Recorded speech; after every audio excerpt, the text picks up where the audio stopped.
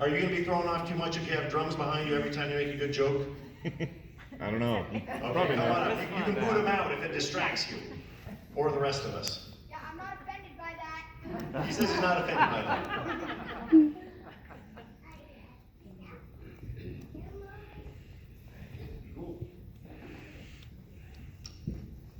Well, hello everybody. My name is Andrew Fouth, and as some of you may or may not be aware, I am on the autism spectrum, formerly known as Asperger's syndrome. The Mayo Clinic defines autism as a developmental disorder of variable intensity that is characterized by difficulties in social interaction, communication, and also limited by restrictive or repetitive patterns of thought and behavior. It's also intensely characterized by intense focus on certain things and subjects.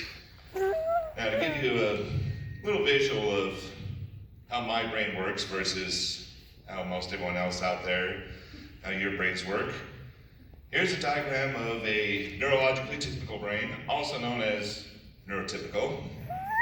As you can see, all the different segments of the brain here are divided up into their respective tasks and so forth. My brain, however, has different priorities.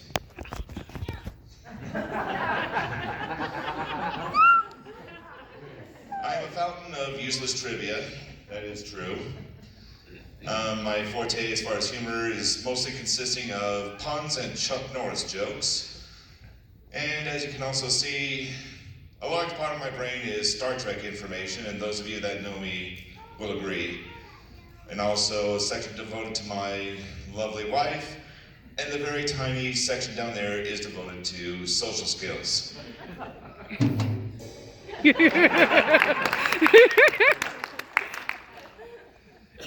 give you a little bit of a glimpse of what life on the spectrum is like, I've also prepared some notes of what it might be like to be me. For one thing, you get your steps in at the store trying to avoid an old acquaintance. Your normal expression is your poker face. You frequent a restaurant and the server asks if you want your usual. The place also grinds to a halt on the rare occasion that you change anything in your order. Your friends, family members, and coworkers have to constantly look in their dictionaries in order to understand your daily language. You find yourself more comfortable with computers and other machinery than you are with people. This is true. You may even give names to specific machines. For example, my car's name is Phil, and my old Xbox, I named it Stumpy.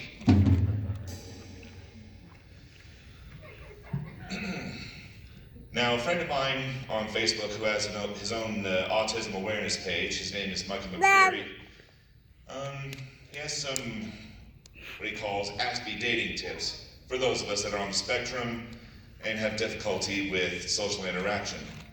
For example, tip 63. If a girl asks you to rate her out of 10, don't. It's a trap. By the way, 6 is the wrong answer.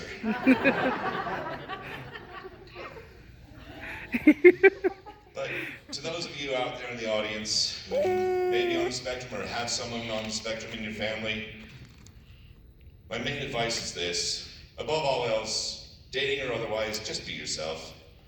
As the great Leonard Nimoy once said, ultimately, not everyone will like me, but there will be those who accept me for just who I am. All right, thank you.